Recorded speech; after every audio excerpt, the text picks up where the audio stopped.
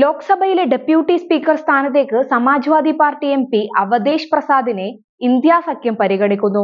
Speaker തെരഞ്ഞെടുപ്പിൽ കോൺഗ്രസും തൃണമൂൽ കോൺഗ്രസും തമ്മിലുള്ള ഭിന്നത രൂക്ഷമായ സാഹചര്യത്തിൽ അവരുടെ അനുഭവത്തിൽ നിന്ന് പാഠം ഉൾക്കൊണ്ട് പ്രതിപക്ഷം ഒറ്റക്കെട്ടായി മത്സരിക്കാൻ തീരുമാനിച്ചിരിക്കുകയാണ്. 2024 ഇന്ത്യൻ പൊതു തെരഞ്ഞെടുപ്പിൽ ഫൈസാബാദ് ലോക്സഭാ മണ്ഡലത്തിൽ നിന്നുള്ള പാർലമെന്റ് അംഗമായി അവധേഷ് പ്രസാദ് വിജയിച്ചു.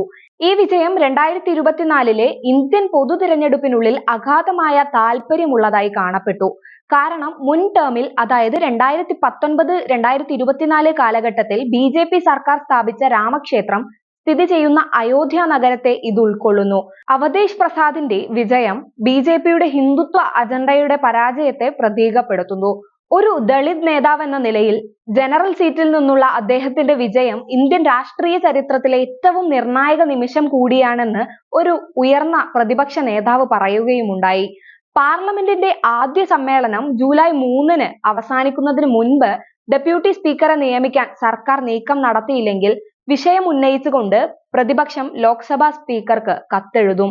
ഡെപ്യൂട്ടി സ്പീക്കർ സ്ഥാനം ഇക്കുറി ഉണ്ടാകുമോ, പദവിയുണ്ടായാൽ പ്രതിപക്ഷത്തിന് വിട്ടു നൽകുമോ എന്നീ കാര്യങ്ങളിൽ കേന്ദ്ര സർക്കാരും BJPയും വ്യക്തത വരുത്തിയിട്ടില്ല.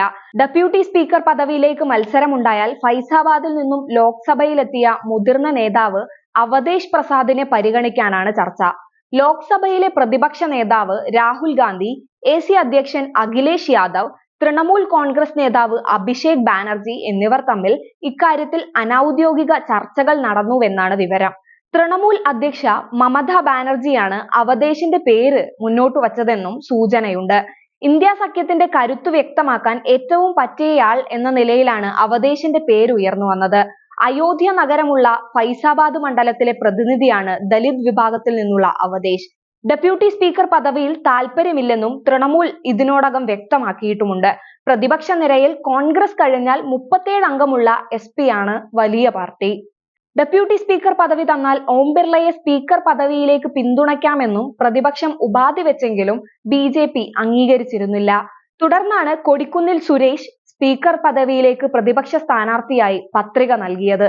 അതേസമയം ഇന്ത്യ മുന്നണിയുടെ കൊടിക്കുന്നിൽ സുരേഷിനെതിരെ ശബ്ദ വോട്ടിലൂടെ വിജയിച്ച NDA സ്ഥാനാർത്ഥി ഓം ബിർള തുടർച്ചയായ 2ാം തവണയും ലോക്സഭാ സ്പീക്കറായി തിരഞ്ഞെടുക്കപ്പെട്ടു. 3ാം തവണ BJP MP ആയ ഓം ബിർള അപൂർവമായ മത്സരത്തിനൊടുവിൽ ചൊവ്വാഴ്ച 2ാം തവണയും ലോക്സഭാ സ്പീക്കറായി തിരഞ്ഞെടുക്കപ്പെട്ടു. ഇന്ത്യ മുന്നണിയുടെ സ്ഥാനാർത്ഥിയും മാവേലിക്കര MP-യുമായ കൊടിക്കുന്നിൽ സുരേഷിനെ ശബ്ദ വോട്ടെടുപ്പിലൂടെയാണ് അദ്ദേഹം പരാജയപ്പെടുത്തിയത്.